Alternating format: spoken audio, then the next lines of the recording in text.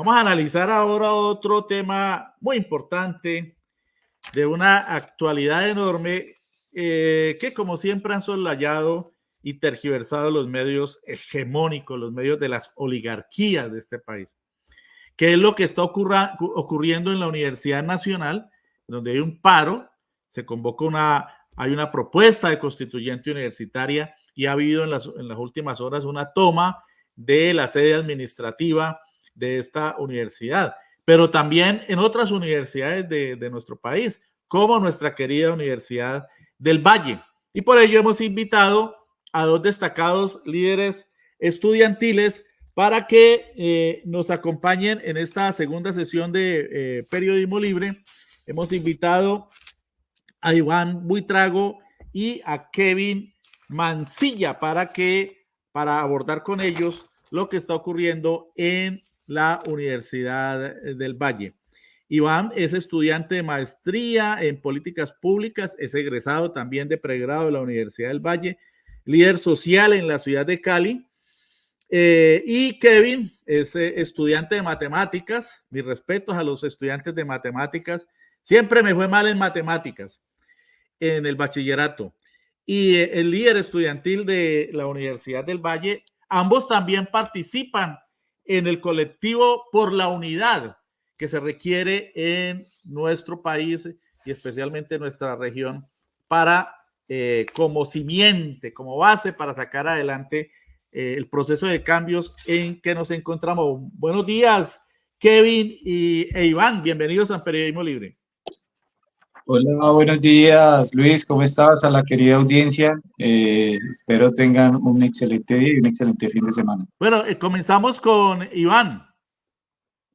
Bueno, las derechas, Iván, están desatadas en las universidades públicas, defendiendo a dentelladas el poder que han tenido a lo largo de décadas y décadas, y pasando por alto, por encima de las decisiones de las consultas mayoritarias. No sé si Kevin ya mejoró el sonido. No, sigue con problemas de sonido. Tiene que activar el sonido en pantalla, Kevin.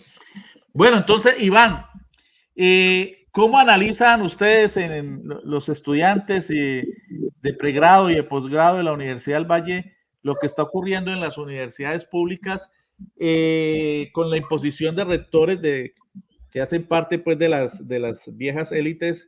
Son verdaderos mensajeros y mandaderos de las oligarquías regionales, como ocurre en el Valle del Cauca, en donde la Universidad del Valle sigue la continuidad pues, de la hegemonía del partido de la U, ¿no? ¿Por qué está ocurriendo esto? ¿Qué es lo que pasa? Estas personas argumentan que es la autonomía universitaria. O sea, ahora la autonomía universitaria la están poniendo por delante para decir que es que a ellos no se les puede cuestionar. ¿Cuál es su análisis, Iván?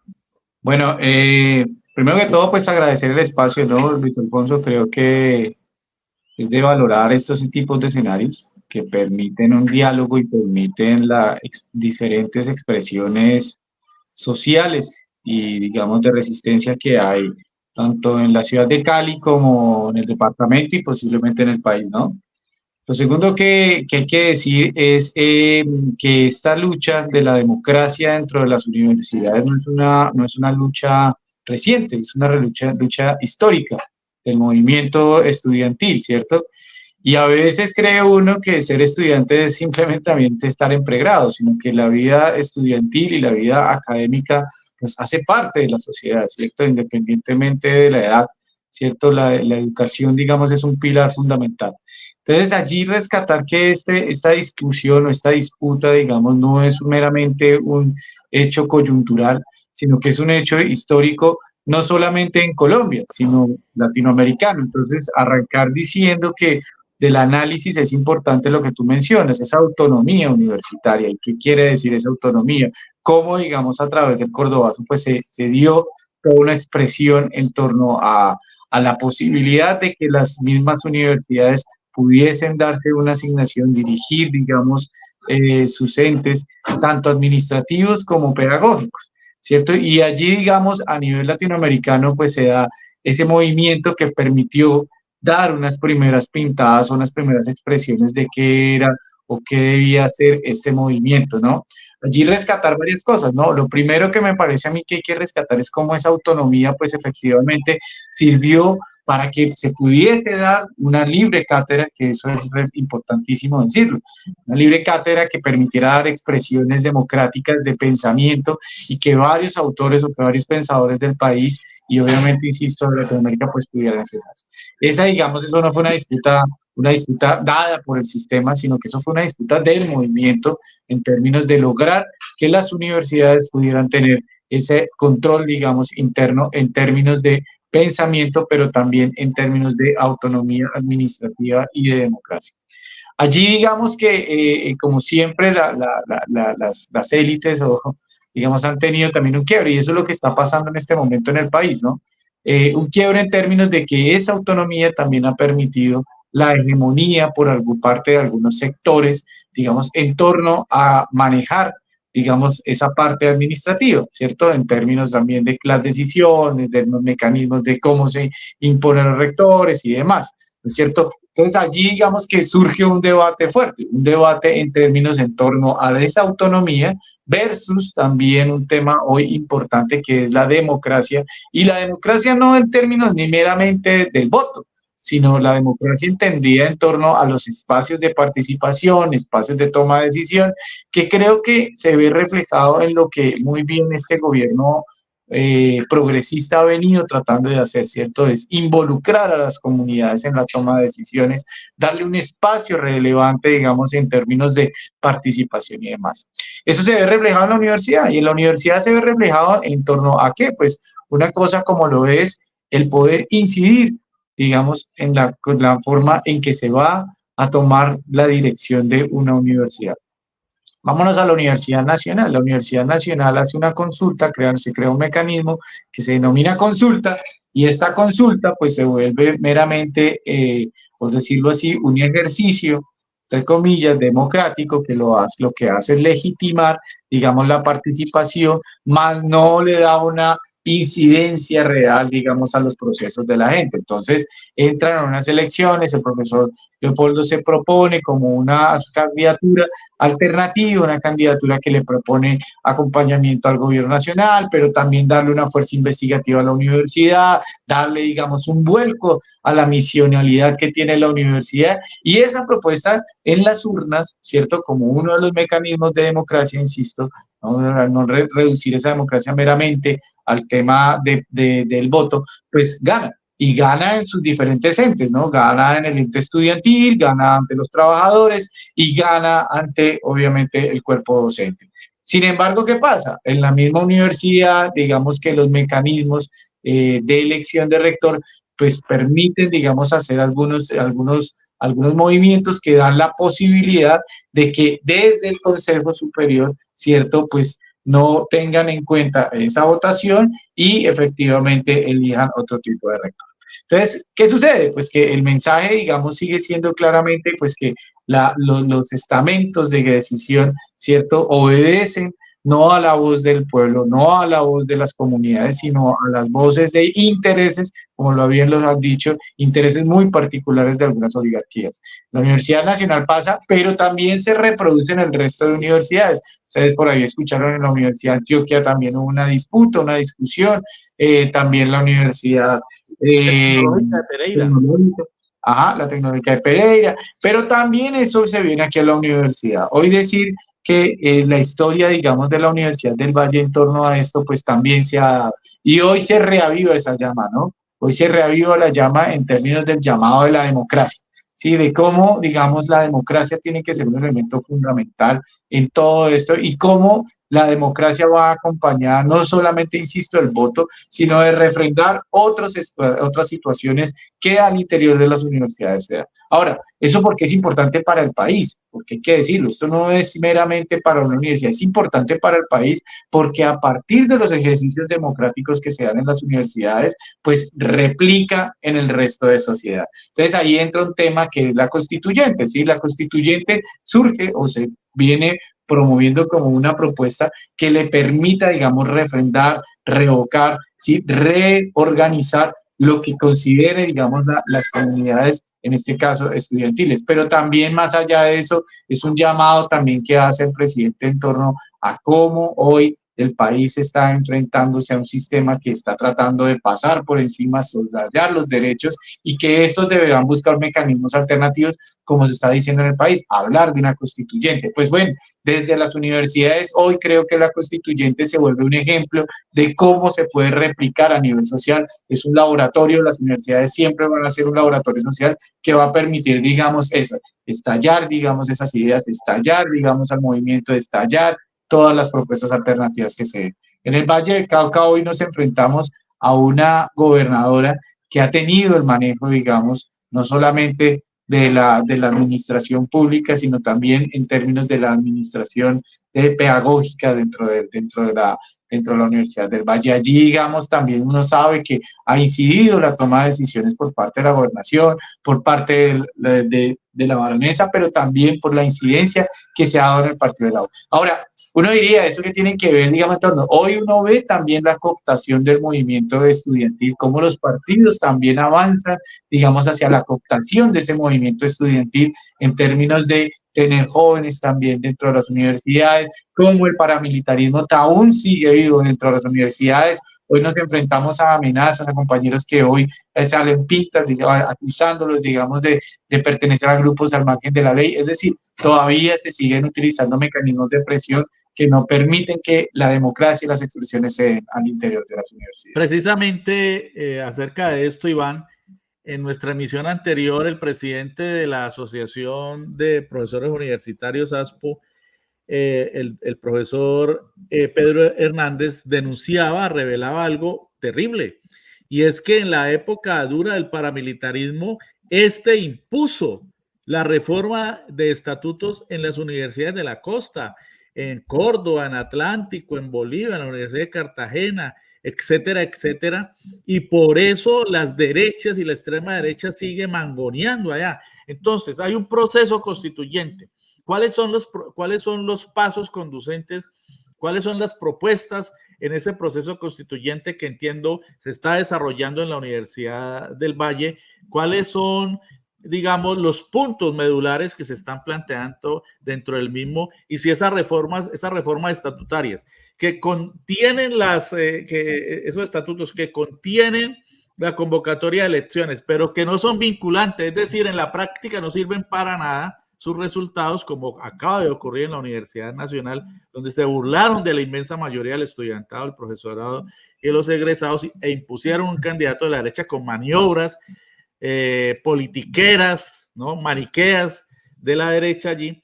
¿Qué hacer para que eso no vuelva a ocurrir? Y si se contempla en este proceso constituyente esas reformas, ese tipo de reformas.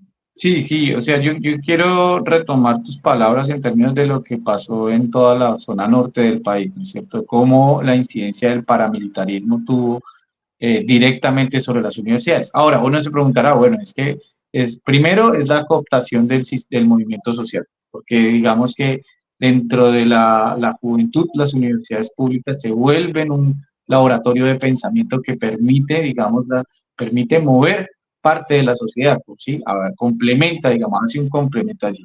Entonces creo que estratégicamente también la derecha entendió que dentro de las universidades pues necesitaba mantener el control de esos escenarios, ¿sí? Por eso digamos que se da que las reformas, digamos, son impuestas por unos entes, ¿cierto? Manejados por esas élites que no necesariamente responden a las necesidades de la comunidad. En este caso, la comunidad estudiantil. Insisto, este es un ejercicio que busca, digamos, replicarse a nivel de la sociedad en general. Si usted se va a fijar, el fenómeno del paramilitarismo no solamente se da en las universidades, sino se da en todos en sus aspectos, ¿cierto? ¿Y eso qué quiere decir? Pues que de la misma manera que pasa en la universidad, pues pasaba en los municipios, es decir, la imposición de alcaldes, la imposición de planes de desarrollo, presupuestos y demás, ¿no es cierto? Cuando usted se va a fijar, por ejemplo, y allí entra el segundo punto, el tema presupuestal, pues cuando usted va a ver el tema presupuestal de las universidades públicas no es de poca monta, ¿sí? Los niveles presupuestales de las universidades públicas, ¿cierto? Oscilan, hacen parte de ese proyecto, digamos, de inversión del Estado, que es obligatorio, ¿cierto? Se va a una destinación de regalías, se va a una destinación, digamos, en términos del Producto Interno Bruto, es decir, allí, digamos, se manejan unos intereses muy grandes económicos que efectivamente necesitaban el control también de un sistema que en este caso fue el paramilitarismo, ¿cierto? Pero adicional también entienden otra cosa, ¿cierto? Que como de pronto lo mencionaba el profesor en su emisión pasada, pues evidentemente el control de esos entes iba a permitir también desarrollar todo el tejemaneje del sistema paramilitar en los departamentos y en los municipios, a través de la incidencia de las mismas universidades. Hoy sabemos, por ejemplo, que universidades como la de Cartagena, la Universidad de Córdoba, la de Cesar, ¿cierto? Pues tienen hoy unas investigaciones, algunos de ellos ya están dentro de la cárcel y además que tienen nexos allí. Entonces, eso, digamos, es un fenómeno nacional que se ve replicado. Por eso también hoy, hay que decirlo, hacemos denuncias públicas en términos de cómo compañeros y compañeras que hacen parte de este movimiento social estudiantil, pues están siendo amedrentados por medio de pintas, ¿cierto? En donde se les están acusando, ¿cierto?, de pertenecer a grupos ilegales. Entonces, el accionar sigue siendo el mismo, la cohesión, el no permitir, el líder estudiantil, el líder social, ¿cierto?, mantener, digamos, relegado, ¿cierto? Eso en términos, digamos, de lo que sería parte del análisis. Ahora bien, eso va acompañado de las propuestas. Allí entra una lucha y una disputa en términos de, uno, ¿quién tiene el manejo de las universidades realmente? Y allí es donde uno dice, pues entra una constituyente, es el poder primario que debe tener ese poder de incidencia. Primero, un mecanismo de democratización dentro de las universidades. Y la democracia, digamos, no solamente en torno a la elección de un rector, ¿cierto?, sino también en torno a la elección de los directivos, en torno a los decanos, a los directivos de los programas que también hacen parte, digamos, de ese escenario. Pero por un segundo punto que también nos parece importante en términos estructurales, la toma de decisiones en torno a los presupuestos que se dan dentro de las universidades. Hoy, digamos, el estudiantado no conoce, digamos, qué se está haciendo dentro de esos planes estratégicos, ¿sí? ¿Para dónde van esos dineros? Esas discusiones se han dado. Entonces, hoy nosotros, por ejemplo, estamos diciendo, si vamos a sacar unos presupuestos, unos proyectos estratégicos, refréndenlos con la universidad. Es decir, preguntarle a los entes estudiantiles, universitarios, trabajadores, docentes, si eso es lo que la gente quiere. Si efectivamente no estamos buscando, digamos, que los presupuestos sean meramente una cosa aquí arriba que se toman las decisiones y en donde no se conoce. Pero un tercer punto que también nos llama, digamos, a este tema de la constituyente que nos parece supremamente importante y es la posibilidad de dar un giro en torno a las universidades, la perspectiva en torno a lo social. Es decir, cómo la universidad se vuelca, digamos, nuevamente hacia la sociedad, cómo efectivamente la universidad no se queda encerrada en unos salones, ¿cierto?, reproduciendo unas lógicas de sistema, sino que además de eso también se vuelca hacia la comunidad. Hoy las universidades necesitamos que esa academia se vuelque a la sociedad, ¿sí?, que efectivamente la academia no se quede en un salón de clases o en una sede, sino que ésta pueda llegar y replicar. Otra vez, insistimos, no es simplemente a través de proyectos y programas, porque la universidad, claro, incide en proyectos, en políticas públicas y más, sino también necesariamente de la necesidad de poderse conectar con esa realidad social que tanto necesita, digamos, a esta academia. Bueno, ya tenemos en contacto con Periodismo Libre a Kevin Mancilla, estudiante de Matemáticas de la Universidad del Valle. Ya está en sala nuestro invitado internacional, Wilmer Armando de Pablos, pero con él le pedimos que nos espere unos minuticos. Vamos a terminar el segundo tema de Periodismo Libre en el día de hoy, que es el de las constituyentes universitarias y la lucha por la democracia en las universidades públicas de nuestro país. Bueno, Kevin, no se me pierda de la pantalla, vamos a salir con usted la imagen y también por teléfono para preguntarle, nuevamente le damos la bienvenida. ¿Qué están haciendo los estudiantes en este momento para rescatar la democracia en la Universidad del Valle que está tan perdida? Listo, compañeros. ¿Me escuchan bien ahí? Ahí lo escuchamos. Bueno. Pero mucho gusto. Yo soy Kevin, como ya lo han dicho, soy estudiante de Matemáticas de la Universidad del Valle, líder estudiantil. Ya llevamos bastante tiempito metiendo en el tema. ¿Qué estamos haciendo los estudiantes en este momento? A ver. En este momento estamos en etapa de preparación, ¿sí? En etapa pedagógica.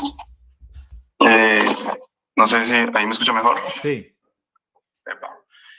Estamos en etapa pedagógica, sí, estamos recolectando la mayor cantidad de estudiantes, incentivando a los estudiantes a preguntarse, ¿qué es la constituyente universitaria? ¿Sí? ¿Para dónde va esto? ¿Por qué se necesita? ¿Sí? ¿Cuál es la historia de la constituyente universitaria? ¿No? Nosotros ¿Están en un este trabajo momento estamos... pedagógico? Sí, claro, en las cuestiones pedagógicas, iniciando, porque no podemos iniciar un proceso constituyente sin la participación masiva de la comunidad universitaria.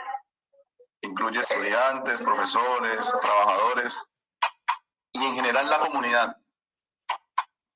Toda la sociedad se tiene que volcar a la universidad para pensarse en la universidad que se quiere. Esto no es un tema únicamente de unas organizaciones estudiantiles, no, queremos que esto sea amplio, ¿sí? Que toda la comunidad pueda participar. Bueno. ¿Cuáles son los puntos que ustedes plantean en esa búsqueda de democracia en la Universidad del Valle? Bueno, hay unos puntos que son ya marcados históricamente, ¿cierto? ¿Cómo nosotros, digamos, el modelo de financiación, cómo podemos tener autonomía entre la universidad? Eso ya está, ¿cierto? Pero entonces, ¿qué podemos hacer nosotros con esa autonomía? ¿Sí? ¿Queremos más democracia? ¿O queremos democracia real? ¿Sí? En este momento no hay democracia. Las decisiones las están tomando un grupo pequeño de personas. En el caso de Univalle, por ejemplo, somos casi 30.000 estudiantes, 1.000 y pico de trabajadores, un montón de profesores, pero las decisiones las están tomando un puñado pequeñito de personas, 9 personas deciden un consejo superior. ¿Sí? Esto para nosotros no es democracia. Queremos que todos podamos participar y que estemos vinculados en la toma de decisiones de la universidad. ¿Sí? Bienestar universitario es otro punto. ¿Sí? Necesitamos aumentar la capacidad de bienestar universitario en nuestras universidades. Es posible porque los recursos están. ¿Ya? Lo que tenemos que hacer ahorita es movilizarnos en torno a presionar estas cuestiones, a que se den estas cuestiones. ¿Ya? Un tema importante ahí que hemos mirado o que se ha dicho mucho tiempo es la elección directa del rector. ¿Sí? ¿Cómo nosotros podemos elegir a nuestro rector de la universidad? Toda la comunidad universitaria en general, no solo 9 personas del Consejo Superior. Y entre otros aspectos, compañero. ¿Y qué pasos se han dado en relación con este punto, que es palpitante en este momento en las universidades públicas de todo el país? Es decir, ¿cuáles son los pasos que ustedes desde los procesos de organización, de protesta y organización en la Universidad del Valle están planteándole al grueso del estudiantado en ese sentido? Bien. El primer paso es encontrarnos como estamento estudiantil. Encontrarnos luego entonces como toda la comunidad universitaria, ¿sí? Discutir los temas de los cuales nos necesitamos entender lo que es un proceso constituyente universitario. ¿Sí? Ese es el primer paso para nosotros poder arrancar. Hay unos precedentes ya de otras universidades, de Nariño específicamente, donde se han podido lograr aspectos democráticos. Y la idea ahorita es impulsar el tema constituyente, mirar cómo nosotros podemos articular con la mayor cantidad de procesos, de organizaciones y ver cómo nos va yendo. La universidad, sí, precisamente en la Universidad de Nariño entiendo que es de las pocas universidades en las que es vinculante la decisión de las mayorías, porque en el resto de universidades públicas, como hemos dicho, se le consulta a los estudiantes, a los profesores, a los egresados, pero finalmente es en un cenáculo, como usted dice, 9 personas de esos consejos los que deciden, y muchas veces se maniobra para que quienes han obtenido el favor mayoritario entre estudiantes, entre los diferentes estamentos, estudiantes, profesores, egresados, etcétera, no sean los ganadores. Pero hay otro acento, no sean los rectores. Pero hay otro asunto, Iván, que está afectando la vida universitaria. Se ha denunciado en distintos escenarios, lo veíamos también con el profesor Hernández y con Jesús Sierra, egresado de la Universidad Nacional, con quien hablamos en la emisión de Periodismo Libre del sábado inmediatamente anterior. Y es este asunto de las desigualdades internas que hay de ciertas camarillas que se han venido acendrando en la vida universitaria. La revista Raya acaba de hacer una denuncia gravísima, vamos a ver si la tenemos allí. La revista Raya ha denunciado, por ejemplo, que a un señor que no hace vida universitaria, que no da clases, ¿no? Le tienen asignado un altísimo salario, dice Raya, que es alrededor de más de 40 millones de pesos, 48 millones, una cosa inaudita. Y así el profesor Renan Vega Cantor, denunció hace algunos meses en un artículo que se ha generado una especie de clan, ¿no?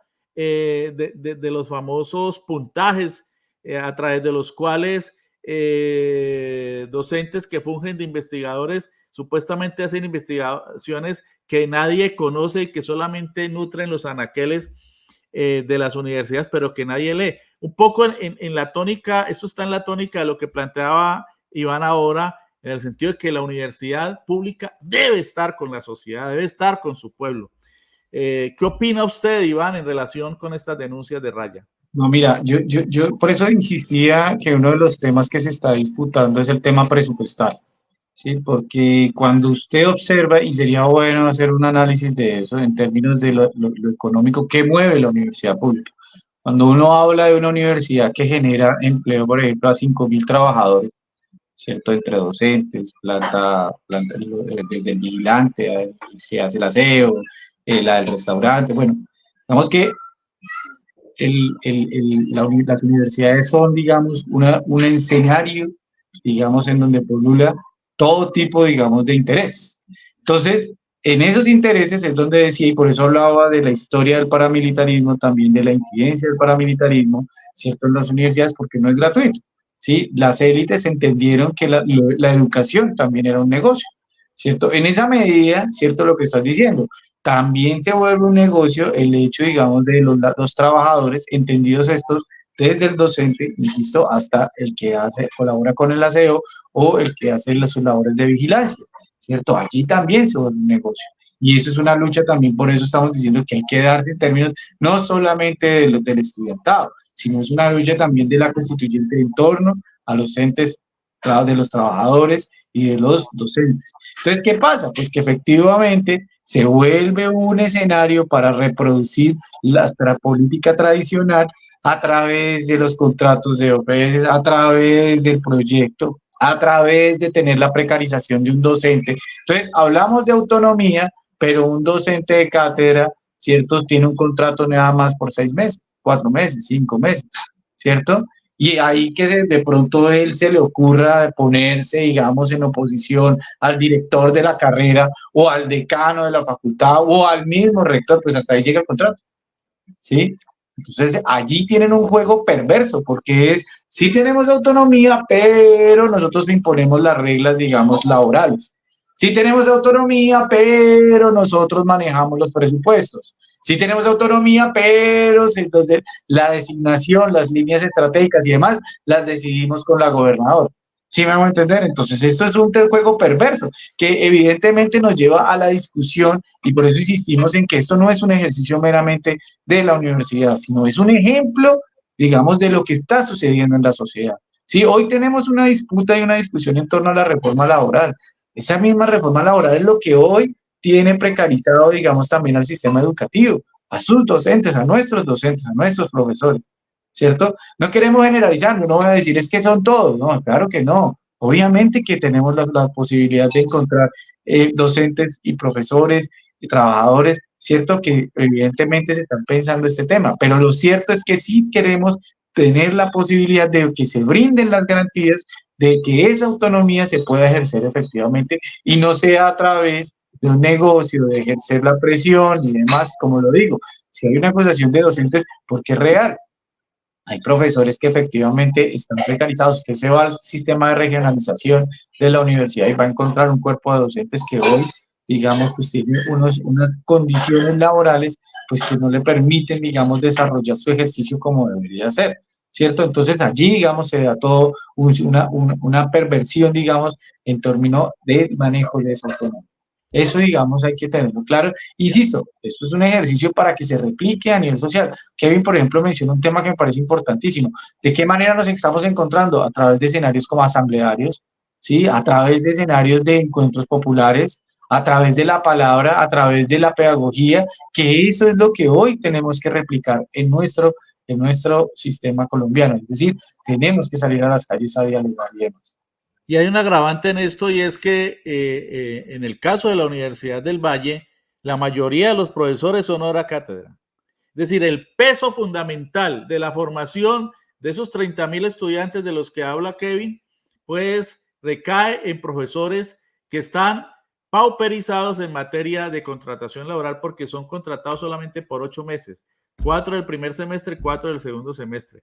Y ahí tienen 4 meses en los que no tienen ingresos y en los que no hay mecanismos de asistencia social, afiliación a pensiones, seguridad social, salud, etcétera. Gravísimo, porque debería ser la excepción la contratación hora cátedra y debería ser la norma, lo general, que la inmensa mayoría de los docentes estuvieran contratados en términos permanentes como profesores de nombramiento regular en la universidad. Pero como lo han denunciado, perdón, profesores y profesoras que hemos entrevistado aquí mismo en Periodismo Libre, lo que impera en la universidad pública y específicamente en la Universidad del Valle es una mayoría de profesores con unas condiciones laborales muy difíciles, muy deplorables, porque están en la llamada categoría de hora cátedra por contratación.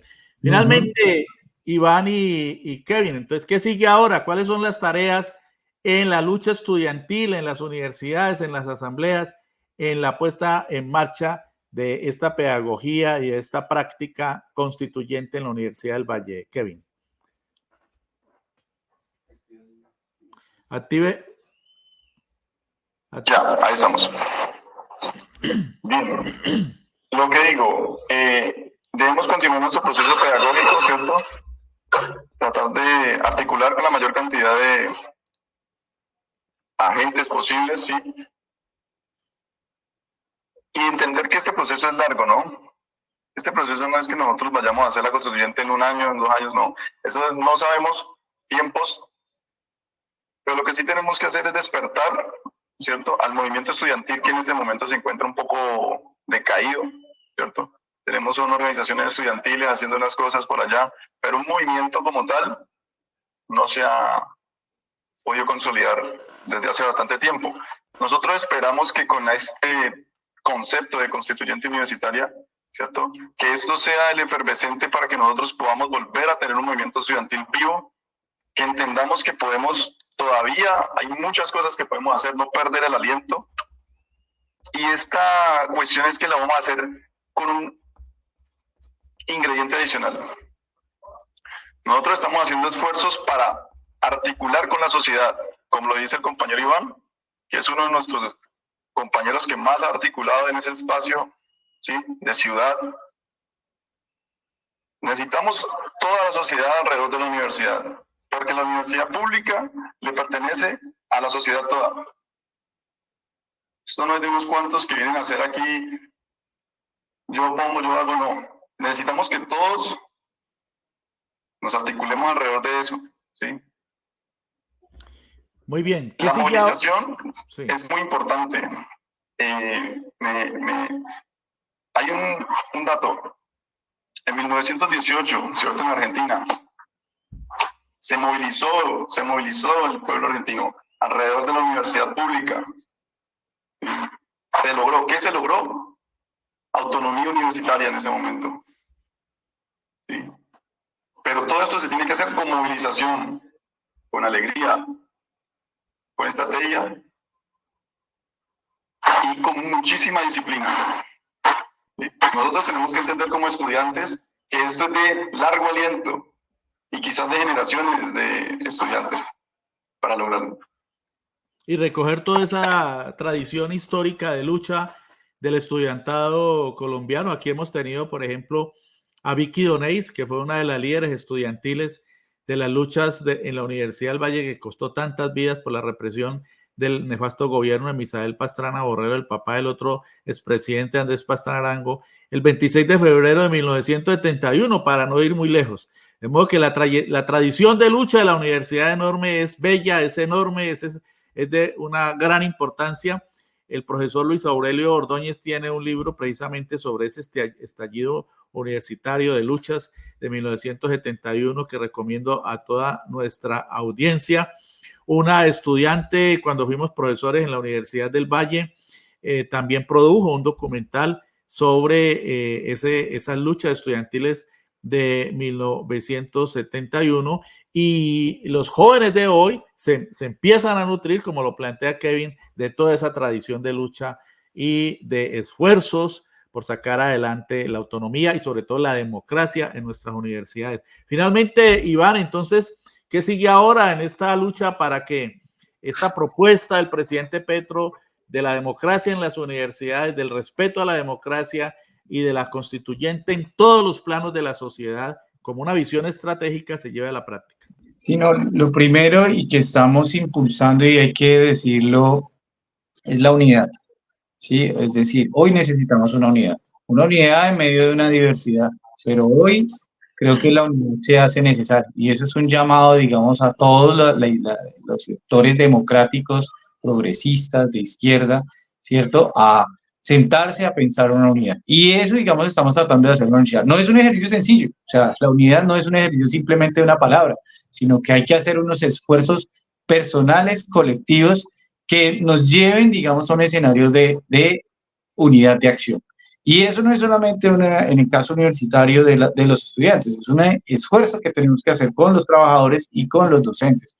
Hoy, esa propuesta, además de lo que hemos mencionado, pues se está movilizando, ¿sí? Es decir, hay que decirlo amablemente, el Sintronicol, ¿cierto?, ha venido moviendo una propuesta en torno a esa unidad, ¿cierto? Y eso ha sido un ejercicio supremamente valioso, ¿cierto? Que al principio tal vez nos genere problemas, dificultades, nos diremos, es que usted hizo, ¿a qué? Bueno, pero evidentemente el ejercicio de unidad es necesario. Y hoy creo que eso mismo está pasando en el país. Hoy tenemos que hacer un esfuerzo, ¿cierto? Y tú lo mencionabas al principio, estamos en un esfuerzo de búsqueda de unidad popular, ¿cierto? Eso yo creo que es el primer, ese es un mensaje importantísimo, ¿cierto? Hay que declinar nuestras diferencias en algunos escenarios para poder avanzar estratégicamente en algo más grande. En este caso, en la universidad, la constituyente. Allí, digamos, también decir que es supremamente importante, ¿cierto?, que como sectores de avanzada entendamos que la primera parte, ¿cierto?, es la pedagogía, es que la gente entienda, ¿cierto?, qué quiere decir una constituyente, por qué la constituyente, qué es democracia, por qué están discutiendo algunos sectores, digamos, es la importancia de participar. Y allí, digamos, la pedagogía no es solamente con el estudiantado, hay docentes también que aún no entienden qué quiere decir una constituyente. ¿Para qué la constituyente? Ni mucho menos, digamos, están entendiendo las luchas que se están dando. Entonces, esos dos mensajes yo creo que ahondan un poco con lo que Kevin viene mencionando, pero evidentemente esa unidad de acción, ¿cierto? Y esa unidad de esos sectores progresistas, de izquierda, ¿cierto? Pues evidentemente es supremamente necesario, y eso, digamos, repercutido en términos de un accionar de pedagogía, de entender, y que nos lleve a la defensa de efectivamente hoy de un tema que tiene que ver con todo este tema de Colombia, potencia de vida, porque efectivamente la democracia es el pilar hoy de disputa que tenemos en el país. Hoy la discusión se está dando en torno a la defensa de la democracia, a la defensa, digamos, de los sistemas sociales, a la defensa de la educación, a la defensa del sistema de salud, de lo laboral, de las reformas, de la lucha, digamos, significada en torno a todas las propuestas que viene haciendo este gobierno, que nos tiene que recoger a todos, digamos, en los distintos escenarios. Hoy el mensaje es ese, hoy nosotros queremos ser ejemplo de unidad, pero también ejemplo de movilización y ejemplo de unidad en torno a problemáticas concretas como lo es lo laboral, como lo educativo, como la salud, que efectivamente afectan, digamos, a todos a nivel social.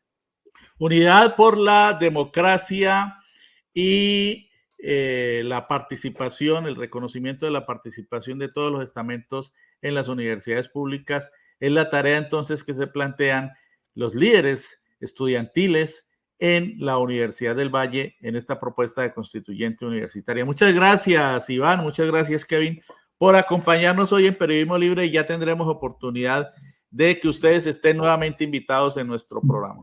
Bueno, muchas gracias, Luis Alfonso, por la invitación, muchas gracias a la audiencia, Y gracias, digamos, de verdad por escuchar el mensaje y para que lo reproduzcamos, digamos, en los distintos medios, redes y demás, que sepan que está la universidad del pueblo y para el pueblo, de los obreros y obreras de esta ciudad, de los campesinos y campesinas, de los más marginados, y que efectivamente hay que rodear a la universidad para efectivamente llegar a un sistema democrático.